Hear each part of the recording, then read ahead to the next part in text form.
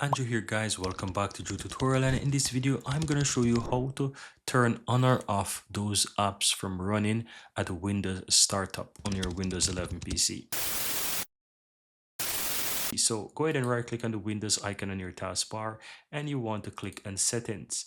Now once this window appears, click on apps on the left hand side, and here you will find the bottom option on your Windows 11, the startup, and it says apps that start automatically when you sign in. So for all of these apps that are here, these are apps that can be configured to start up when your computer turns on or once you sign in, right? So you will not find all of those applications on your computer here, but the ones that it will either start up or they can be running in the background, these are the apps that you will see here. So as you can see in the details here, it says apps can be configured to start when you log in.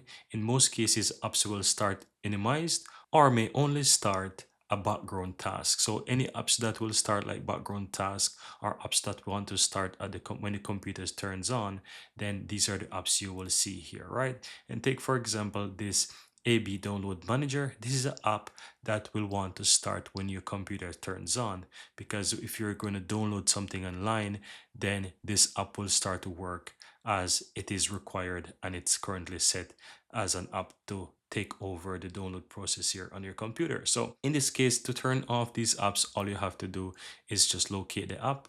You can also see the impact beside these apps as well. So as you can see, this AB Download Manager have a high impact, and this is something that I would want to keep running on my computer, and in your case you will want to locate those apps that have the high impact as well, so you want to turn these off as well.